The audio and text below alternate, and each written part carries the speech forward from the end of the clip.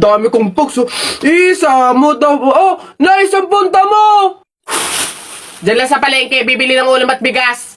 Naisama ako! Ikaw na bata kay tumigil-tigil ka ha? Magtututuro ka lang dun eh. Wala tayong pera. Hindi nga ako magkukulit! Hindi mo ako madadaan sa iyak-iyak mo dyan ha, sinasabi ko sa'yo. Sama ka ako! Sama ka ako! Ayoko! Sama ka! Pagtingil ka dyan, kahit anong gawin mo, hindi ka pwedeng sumama.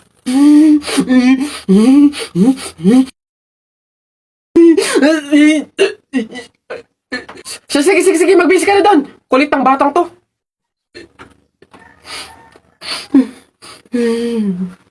Kakabagot naman. Ay pre, may challenge ako sa'yo. Ano na naman yun? Ay, wag na nga pala. Pang tunay na lalaki nga lang pala yung mga challenge ko. Wag na lang. Bakla ka nga pala. Wag na lang.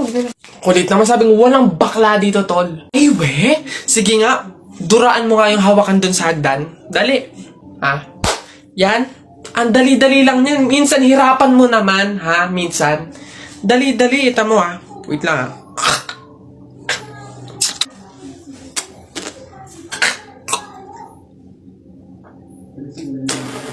Ayun. Sabi na. Yak. Gagi, ano to?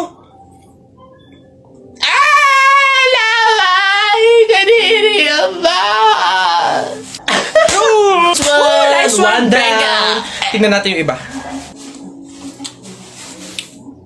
Ay! Gagi! Si Sir nahawakan! Shucks, Gagi! Takaw! Patay ka na naman!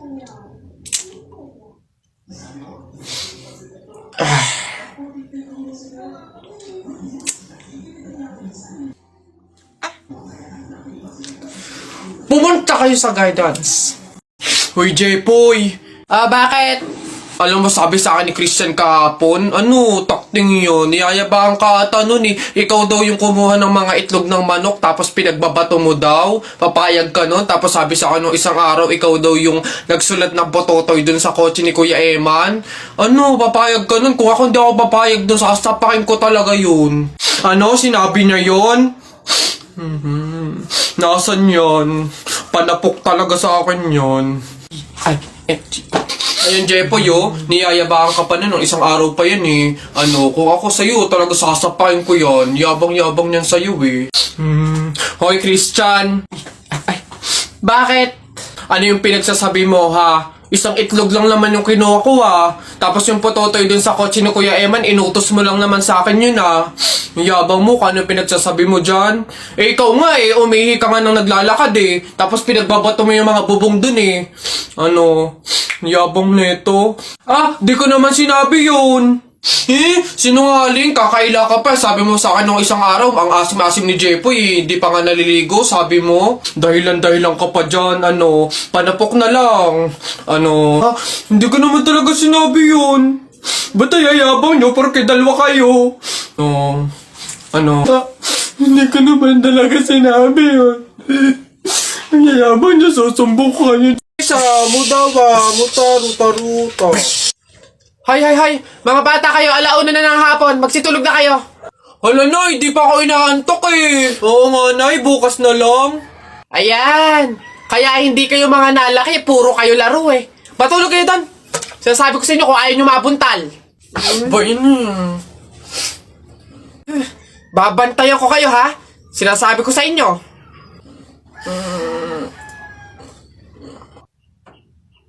Dali, matulog.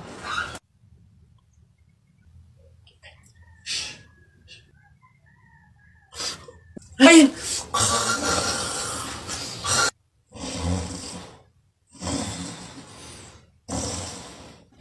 Sabi ni Ninoy Aquino, lahat tayo pantay-pantay. Taas mo yung kilikili mo, lahat tayo patay! T-shirt mo puti, sapatos mo puti. Ikaw na yung nandyan, pero di ka pinili! Hoy! Anong sinabi ko sa inyo? Uwe! Itong mga bata. Ano ba yan? Hoy! Ano yung ginagawa mo? Ay, bakit po? Eh kasi bawal yung ginagawa mo. Hindi pwedeng punasan yung salamin ng kabaong, pamahiin yun, masama yun. Alis dyan, itigil mo yan. Ay, wow! Kayo pa tong may ganang magalit, eh ako na nga to nagmamalasakit. Pamahiin pa rin, ha? O, tingnan mo, nasan yung patay dyan? Ni hindi ko na nga maaninagan yung mukha sa sobrang gabok ng salamin, eh. Ha? Ay, sorry. Bili na lang ako bagong kabaong.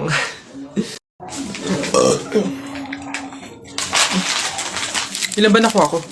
1, 2, 3, 4. Ah, madami pala. Kala ko kaunti na ako. Masarap yung kape, pero kailangan ko ng ibang drink, syempre. Kaya, buti nakakuha ko din. Ay, shucks! Hindi grapes yung nakuha ko. Ba yun? Okay na nga yun.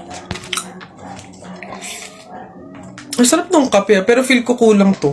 Buti na lang nakakuha ko ng madami sa kanila. Hindi naman nila iinumin lahat, hindi naman ubos yung lahat eh. Ganyan. Madami ako. Paano yung kutkutin mamaya? Buti talaga madami akong nakuha kasi feel ko magugutom ako mamaya. Kaya kailangan ko ng kutkutin. Madami-dami din tong mani. Excuse me po, magtatanong lang po, mawalang galang na. Wala po kasi kaming chicken oil dun sa table namin. Ay, hihingi lang po sana ako. Ha? Chicken oil? Bakit? Dahil buto-buto na yung manok mo. Para saan? Para yun naman yung ulamin mo ng ulamin kapag bubulos ka na ng madaming kanin. Alam ko na yung mga strategy yung ganyan. Kapag nga naman naubos yung manok na dapat tinipid nyo, eh ang pupunteryahin nyo naman yung chicken oil namin. Kasi nga naman masarap yung chicken oil namin, eh pwede nga namang ulamin yun. Dahilan para mapakinabangan nyo yung only rice. Alam ko na yan, wala na kayong mauuto dito.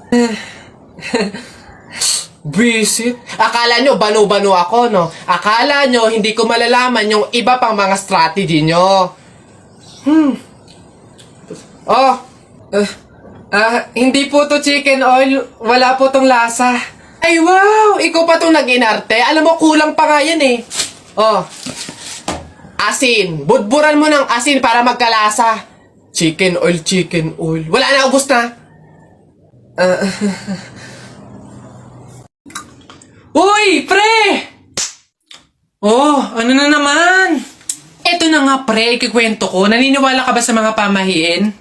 Ba, hindi ako papaloko sa mga ganyan, mga pang-uto-uto lang yung mga pamahiin na yan. Ay nako, pre, ngayon, kailangan mo nang maniwala. Bakit naman? Anong mangyayari kung hindi ako sumunod sa pamahiin na yan? Ay nako, pre, hindi mo na iitanong. Nung hindi ako sumunod dun sa pamahiin na yon, may nangyari sa aking masama. Ay, oh? Ano yun? Ano nangyari? Hindi ko kasi sinunod yung pamahiin na kapag nakabasag ka ng pinggan, eh wag na wag kang lilingon kasi tsak na may mangyayari sa yung masama. Na-experience ko, may nangyari talaga sa akin. Bawal lang talaga sabihin eh. Kaya, mas mabuting sundin mo na lang. Ayan, daya naman. Ba't hindi pwedeng sabihin? Pero sige.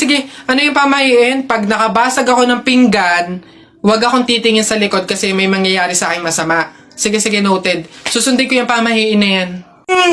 Nay, anong ulam? Ay, nabasag ko yung pinggan. Huwag titingin sa likod, pamahiin yun. Masama yun, may mangyayari sa yung masama. Huwag kang titingin. Teka lang. Eh, paano kung inuuto lang ako nun? Eh, paano kung hindi naman totoo yung mga pamahiin na yan? Diyos ko po, hindi ako papaniwala sa mga ganyan. Ay!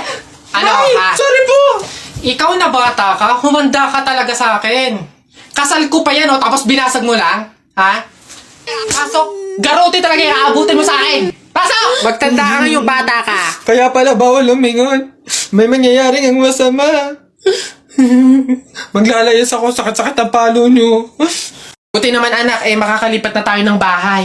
Ay, so nga nay, buti na lang makakalipat na tayo sa mas maayos na bahay. Pero may tanong ako, bakit ang daming kasabi na pamahiin daw kapag daw lilipat ng bahay at paalis na, wag na daw lilingon dun sa bahay na yun kasi may mangyayari daw masama? Bakit kaya? Eh nak, bakit mo ba natanong? Nay, gusto ko sanang lumingon para masulyapan yung bahay natin. Syempre, tagal na din naman natin tumira dyan, kaya napamahal na rin tayo. Bago man lang tayo umalis sana, Nay, masulyapan ulit kahit saglit. Ay, hindi anak. Sige lang, lumingon ka lang. Hindi naman tayo naniniwala sa mga pamahiin na yan, di ba? Walang mangyayaring masama, panigurado, promise. Sige, Nay. Ay! Hoy, kayong dalawa. Ay, ano? Ganon-ganon na lang yun? Aalis na kayo agad, ha? Hindi nyo pa nga tapos bayaran yung upa sa bahay, eh. Pati yung ilaw at tubig, hindi nyo pa tapos bayaran, tapos aalis lang kayo, ha? 10 yung pinapakain kong anak, tapos yung asawa ko ay batugan pa, tapos aalis kayo, hindi kayo magbabayad. Ang kakapal na mukha nyong lahat. Hindi ako papayag. Balik! Uwi!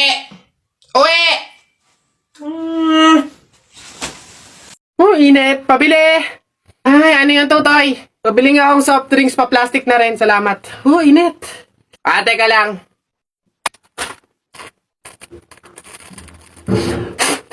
Hirap naman buksan ng plastic na to.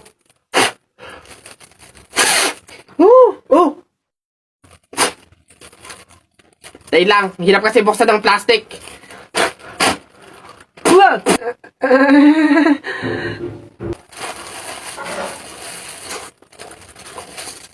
Ay.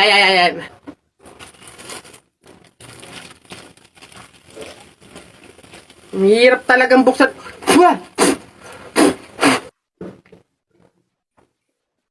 Bata. Salamat ho. Boss, ayun yung babaeng gusto ko. Paglaki ko, liligawan ko yan. Hala, syota ako yan eh. We, syota na naman. Bukas mapapasagot ko na yan. Anong tatanong mo dyan? 1 plus 1? Siyempre sasagot yun. Hindi oh, age doesn't matter naman, di ba? Kaya miss, pakinggan mo to ah. Huwag kang maniwala dyan, veterano yan sa babae. Kesa naman sa'yo, di ko malaman kung lalaki. Kahit subukan mong pustahan, hindi ka tatagal. Kahit manalo ka sa'kin, di siya sa'yo papakasal. Kami ay magtatagal kasi buhay ko ay mahaba. Kaso nga lang yung sa'yo, maliit tsaka pang bata. Huwag ka nang umepal pa, mapapasagot ko na siya. Mag-ipon ka na lang, toto'y punuin ng alkansya. Makukuha ko na siya, malapit na maging kami. Kaso di yun mangyayari kasi di yan malaki. Wala kang pake, diskarte ko ay pang marino. Paano sa'kin mananalo kung alam mong matalino? Sino? Yung lolo mong mabagal maglakad? Bata, wag ka nang umasa dahil di ka matangkad. Uy, Mare! Uy, Mare! Bakit? Napapansin ko, ba't parang ang lungkot mo ngayon? Nako, Mare, minsan kasi naiisip ko kung makakapunta ba ako sa langit pag namatay ba ako, ganun. Sus, yun lang pala eh. Alam mo, may solusyon ako dyan sa iniisip mo. Ha? Solusyon? Ano naman yun, Mare?